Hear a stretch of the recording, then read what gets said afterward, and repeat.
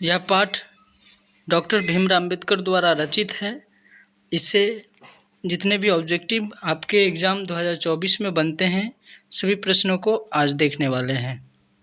2024 में बनने वाले सभी प्रश्नों को आज की क्लास में हम लोग देखेंगे। जो हम ऑब्जेक्टिव करने वाले हैं वो श्रम विभाजन और जाति प्रथा पाठ के करने वाले हैं, जो गोधली गद्य खंड के पहले चैप्टर हैं, जिनके लेखक डॉक्टर भीमराव अंबेडकर हैं।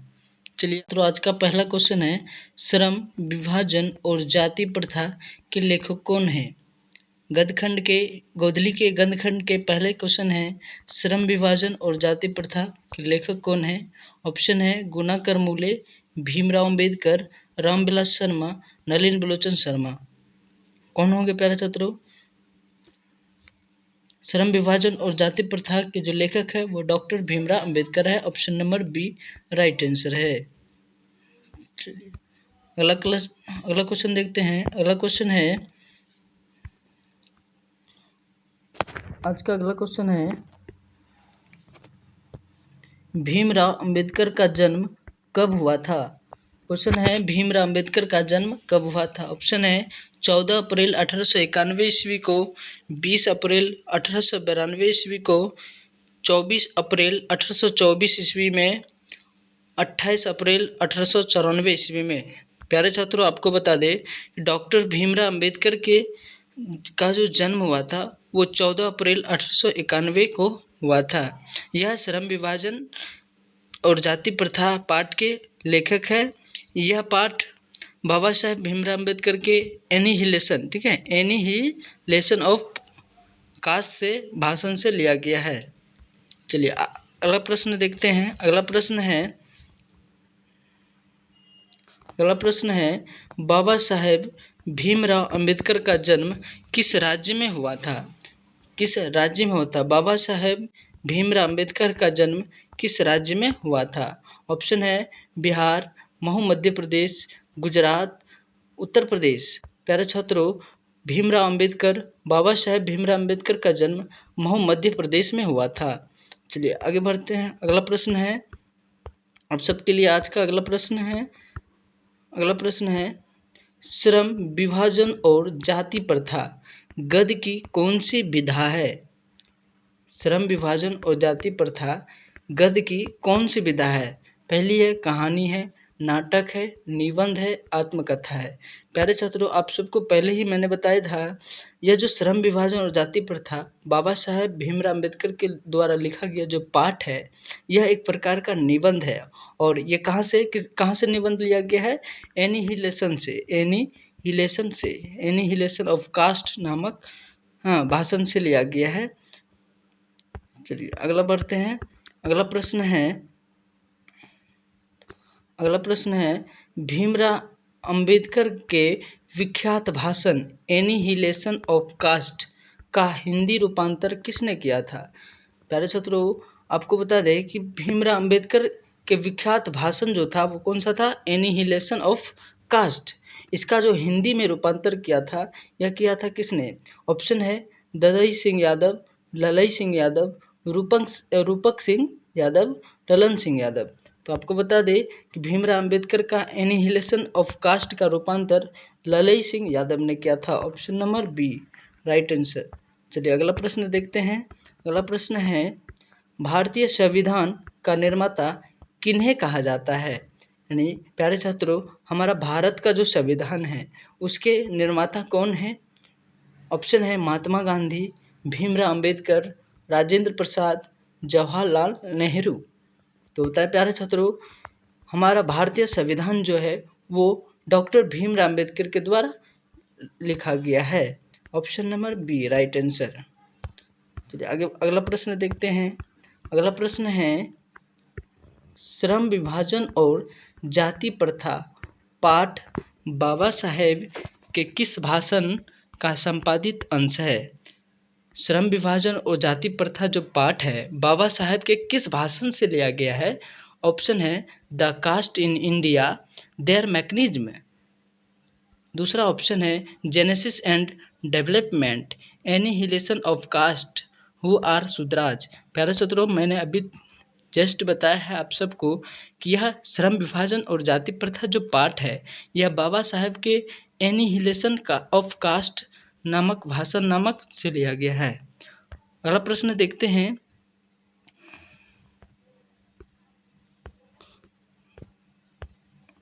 अगला प्रश्न है,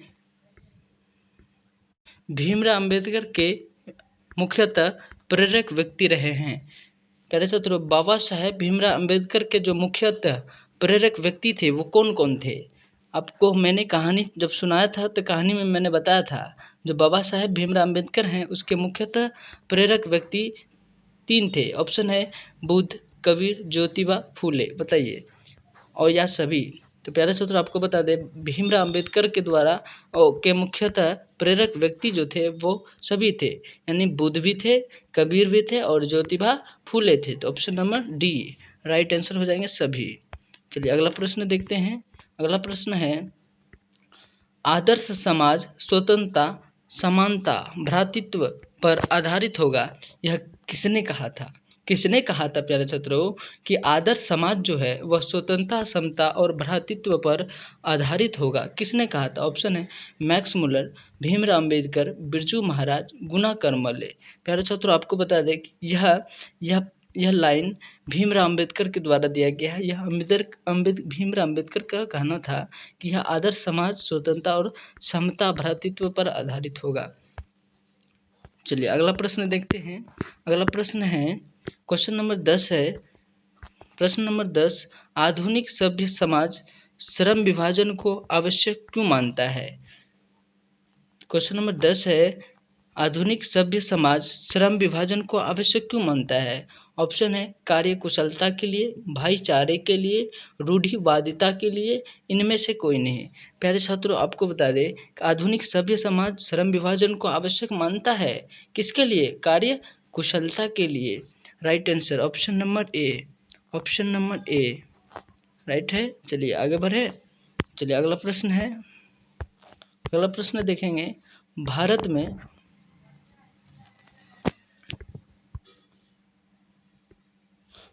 में बेरोजगारी का मुख्य कारण क्या है? प्यारे छात्रों बताइए, श्रम विभाजन और जाति प्रथा पाठ के आधार पर भारत में जो बेरोजगारी फैली हुई है, यह बेरोजगारी भारत में जो बेरोजगारी फैली हुई है उसका कारण क्या है? प्यारे छात्रों, आपको बता दें, भारत में बेरोजगारी का मुख्य कारण जाति प्रथा है। हमारे भारत में जाति के आधार पर ना ये सारा चीज़ बटा हुआ है, जिसके कारण भारत में क्या है? बेरोजगारी फैली हुई है। भारत जो बेरोजगार है उसका मुख्य कारण क्या बताया है लेखक ने? जाति प्रथा। चलिए आगे बढ़ते। अगला प्रश्न है, क्वेश्चन नंबर 12 है। क्वेश्चन नंबर 12 है,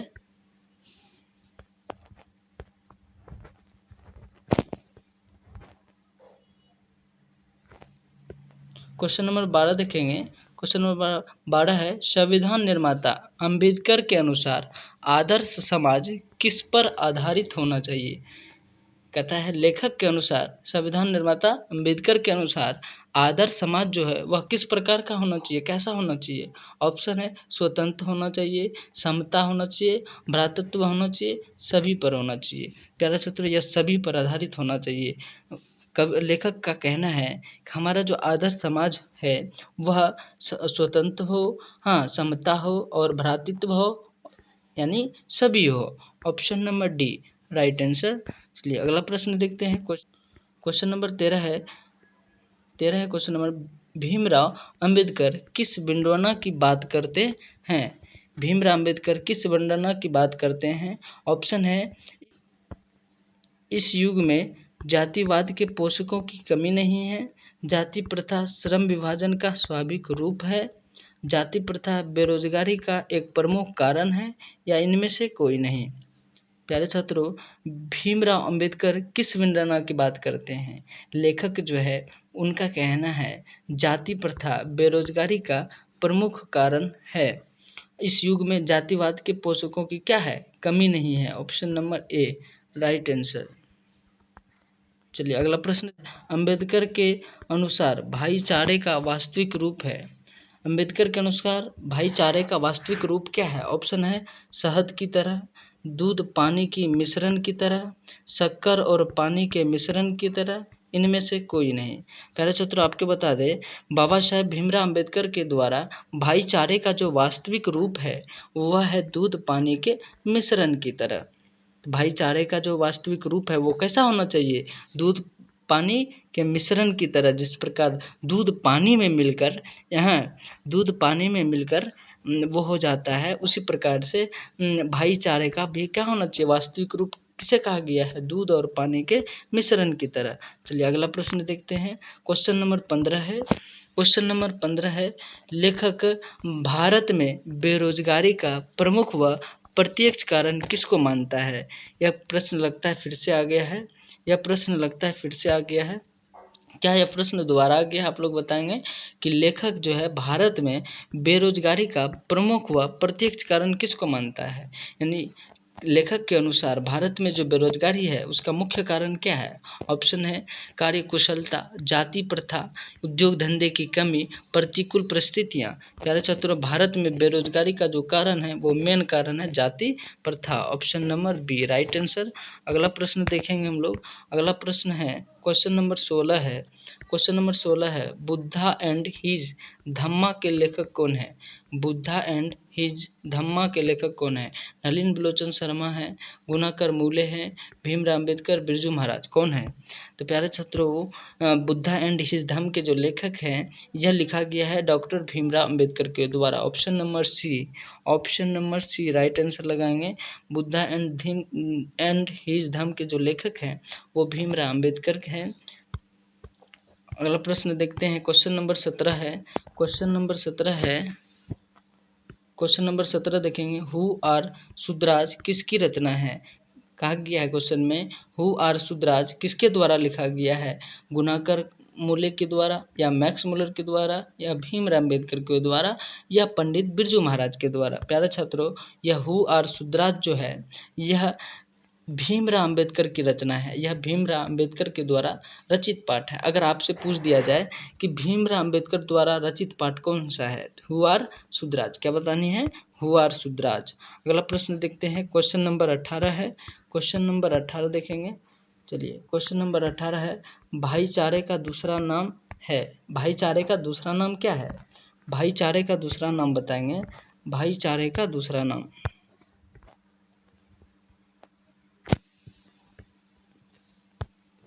भाईचारे का दूसरा नाम क्या है? ऑप्शन है राजतंत्र, लोकतंत्र, श्रम, सहयोग।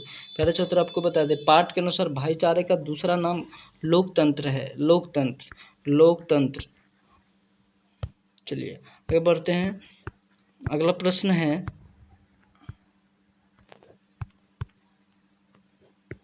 प्रश्न है, अंबेडकर ने किनको मानवीय अधिकार व सम्मान दिलाने के लिए अधिक संघर्ष किया था?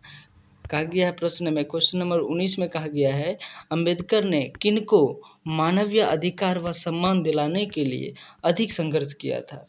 तो अंबेडकर जो है वह मानवीय अधिकार व सम्मान दिलाने के लिए संघर्ष किया था अछूतों को। Option number A right answer. अछूतों के लिए वह बहुत संघर्ष किए थे डॉक्टर भीमराव अम्बेडकर। अगला प्रश्न देखते हैं। क्वेश्चन नंबर 20 कहता है, किनके प्रोत्साहन पर अंबेडकर उच्च शिक्षा के लिए न्यूयॉर्क गए थे? कहता है डॉक्टर भीमराव अम्बेडकर जो है किसके प्रोत्साहन पर उच्च शिक्षा के लिए न्यूयॉर्क गए थे? ऑप्शन है बड़ौदा नरेश, ग्वालियर नरेश, जयपुर नरेश, महात्मा गांधी। प्यारे छात्रों, डॉक्टर भीमराव अम्बेडकर जो है वह बड़ौदा नरेश के उद्देश्य पे उच्च शिक्षा के लिए कहाँ गए थे? न्यूयॉर्क गए थे। अगर आपसे पूछ दिया जाए बाबा साहेब भीमराव अम्बेडकर उच्च शिक्षा के लिए कहाँ गए थे, तो आंसर में क्या बताएंगे? न्यूयॉर्क गए थे। कहाँ गए थे? न्यूयॉर्क, या बोल सकते लंदन, या बोल सकते क्या लंदन गए थे। ठीक है, चलिए अगला प्रश्न देखते हैं। अगला प्रश्न है, आदर्श समाज किस पर आधारित होना चाहिए? जो हमारा आदर्श समाज होगा वह किस पर आधारित होना चाहिए? ऑप्शन है स्वतंत्रता पर, समता पर, भ्रातृत्व पर, सभी पर। प्यारे छात्रों, हमारा जो आदर्श समाज होना चाहिए वो सभी पर होना चाहिए, वह स्वतंत्रता पर भी होना चाहिए, समता पर भी होना चाहिए, भ्रातृत्व पर भी आधारित होना चाहिए। तब हमारा समाज जो होगा वो कैसा होगा, वह आदर्श समाज होगा। आपने कहानी में पढ़े हैं। अगला प्रश्न देखते हैं। अगला प्रश्न है क्वेश्चन नंबर 22 है। क्वेश्चन नंबर 22 देखते हैं। क्वेश्चन नंबर 22, चलिए क्वेश्चन नंबर 22 है, द कास्ट इन इंडिया किनके द्वारा लिखा गया है? यह जो द कास्ट इन इंडिया नामक पुस्तक है यह किसके द्वारा लिखा गया है? तो गुनाकर मूले, मैक्स मुलर, भीमराव अम्बेडकर, पंडित बिरजू महाराज। प्यारे छात्रों, द कास्ट इन इंडिया जो है यह भीमराव अम्बेडकर के द्वारा लिखा गया है। Option number C right answer. चलिए अगला प्रश्न देखते हैं। क्वेश्चन नंबर 23 है। क्वेश्चन नंबर 23 कहता है, भारत सरकार के कल्याण मंत्रालय से बाबा साहेब अम्बेडकर संपूर्ण वाङ्मय कितने खंडों में प्रकाशित हो चुका है? कहता है भारत सरकार के कल्याण मंत्रालय से बाबा साहेब भीमराव अम्बेडकर के संपूर्ण वाङ्मय कितने खंडों में प्रकाशित हो चुके हैं? ऑप्शन है 15, 20, 21, 25। प्यारे छात्रों, बाबा साहेब का जो संपूर्ण वाङ्मय का खंड है वह 21 खंडों में प्रकाशित हो चुका था। 21 खंडों में प्रकाशित हो चुका था। Option number C right answer. चलिए अगला प्रश्न देखेंगे। चलिए अगला क्वेश्चन देखते हैं। अगला क्वेश्चन है क्वेश्चन नंबर 24 है। क्वेश्चन नंबर 24 है, श्रम विभाजन और जाति प्रथा भाषण जो है वो लाहौर के किस वार्षिक सम्मेलन में तैयार किया गया था? यानी यह जो भाषण है, श्रम विभाजन और जाति प्रथा जो पाठ है, यह क्या है? एक प्रकार का यह एक भाषण है। यह भाषण जो है, यह भाषण श्रम विभाजन और जाति प्रथा जो भाषण है, ये लाहौर के किस वार्षिक सम्मेलन में के लिए तैयार किया गया था? ऑप्शन है 1936, 1937, 1938 और 1940। आपको बता दें कि यह श्रम विभाजन और जाति प्रथा पाठ भाषण जो है लाहौर के वार्षिक 1936 वार्षिक सम्मेलन में के लिए तैयार किया गया था। 1936 option number A right answer. अगला प्रश्न देखते हैं।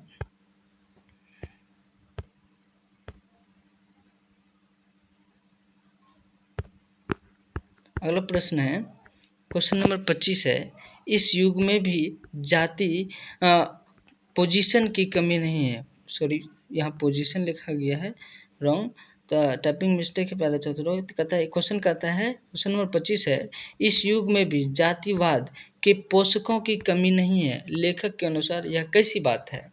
बताइए, लेखक के अनुसार जो है इस युग में जातिवाद के पोषकों की, यहाँ होगी पोषकों की, पोषकों, ठीक है, पोषकों की कमी नहीं है। लेखक के अनुसार यह कैसी बात है? ऑप्शन है सम्मान की बात है, विडंबना की बात है, आदर्श की बात है, गौरव की बात है। प्यारे छात्र आपको बता दें, लेखक के अनुसार जातिवाद में पोषकों की जो कमी है वो लेखक का क्या है? विडंबना की बात है। लेखक के अनुसार कौन सी बात है? विडंबना की। Option number B right answer है। अगला प्रश्न देखते हैं। अगला प्रश्न है क्वेश्चन नंबर 26 है। क्वेश्चन नंबर 26 है। क्वेश्चन नंबर 26 कहता है, बाबा साहेब भीमराव अम्बेडकर का निधन कब हुआ था? बाबा साहेब भीमराव अम्बेडकर का जो निधन है वो किस वर्ष हुआ था?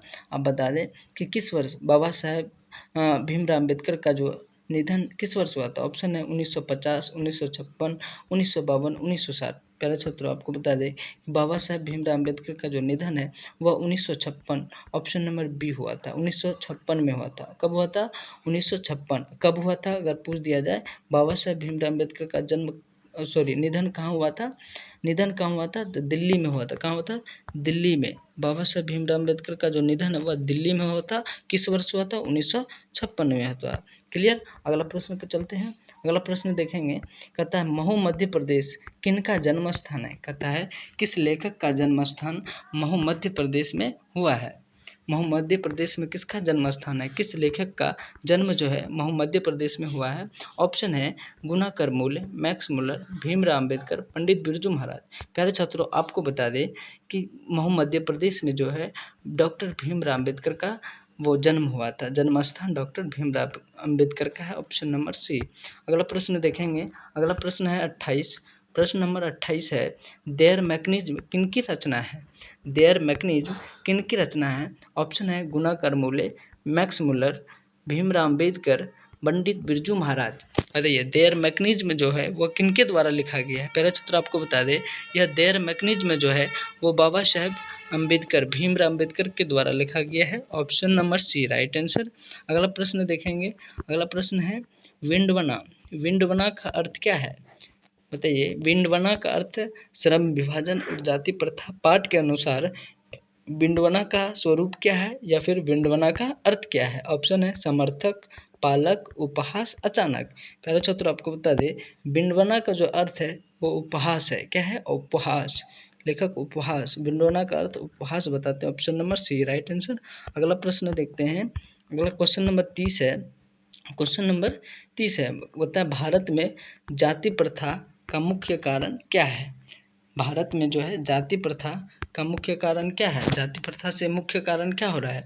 ऑप्शन है बेरोजगारी है, गरीबी है, उद्योग धंधे की कमी है, अमीरी है। तो प्यारे छात्रों भारत में जो है जाति प्रथा का मुख्य कारण बेरोजगारी है। क्या है?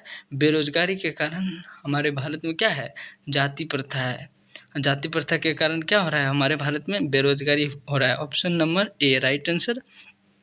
प्यारे छात्रों अभी तक में हम सब ने मिलकर लगभग 30 प्रश्न को देखे हैं। चलिए आप बताएंगे आज के सेशन में 30/30 किसका आया? 30/30 कौन सा? कितने बच्चों ने 30 में 30 किया है? आज के पहले सेशन में 30 में 30 कितने बच्चों ने किया है? तेज़ी से बताएंगे, तेज़ी से बताएंगे कमेंट में कि आज के सेशन में 30 में 30 लाने वाले बच्चे कितने हैं? कितने मेरे शेर हैं जो 30 में 30 लाए हैं? 30 में 30 लाने वाले कितने बच्चे हैं? जी हाँ बताएंगे।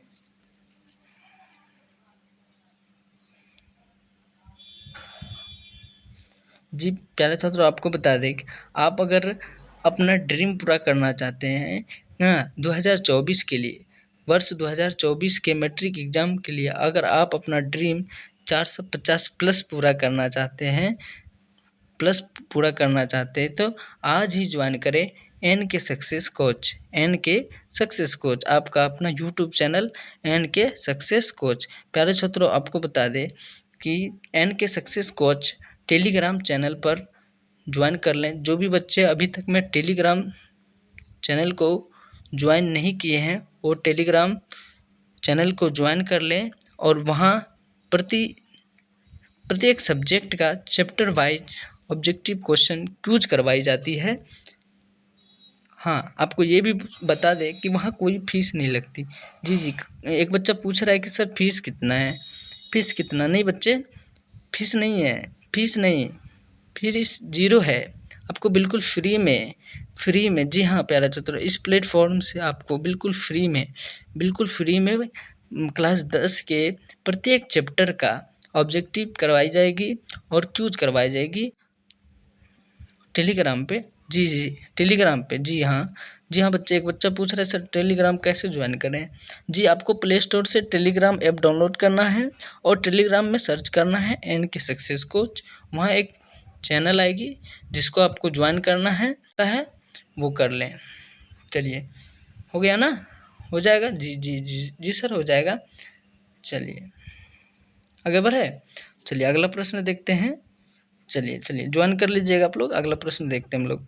चलिए आज का अगला प्रश्न है चलिए क्वेश्चन नंबर 31 है। क्वेश्चन नंबर 31 मानव मुक्ति के पुरोधा किसे कहा गया है? मानव मुक्ति का पुरोधा किसे कहा गया है? यानी किस लेखक को मानव मुक्ति का पुरोधा कहा गया है? ऑप्शन है गुणाकर मूले को, मैक्स मुलर को, भीमराव अम्बेडकर को, पंडित बिरजू महाराज को। प्यारे छात्रों आपको बता दें मानव मुक्ति के जो पुरोधा थे वो डॉक्टर भीमराव अम्बेडकर थे। Option number C right answer. श्रम विभाजन और जाति प्रथा से कुल 31 प्रश्न थे। तो आज के सेशन में आप बताइए हाँ कितने बच्चे ऐसे हैं जो 31 में 31 किए हैं? 31 में 31 करने वाले कितने बच्चे हैं? जो बच्चे मेरा पिछला क्लास देखे हैं, हाँ कहानी वाला क्लास देखे हैं जो बच्चे, वह 31 में 31 किए होंगे अवश्य है 2024 में। अगर आपको आज का सेशन आप सबको कैसा लगा कमेंट में ज़रूर बताएं। अगर आप हमारे आप अपने ये वाला क्लास में न्यू आए हैं, जो भी बच्चे न्यू जुड़े हैं, वो सब बच्चे अपने चैनल को ज्वाइन कर लेंगे, टेलीग्राम चैनल को भी ज्वाइन कर लेंगे और चैनल को भी सब्सक्राइब कर लेंगे। और सेशन अगर आज का अच्छा लगा तो आप ना आज के सेशन को आप क्या करें, हाँ, सभी दोस्तों के साथ क्या करें, शेयर कर दें। क्या करना है, शेयर कर देना।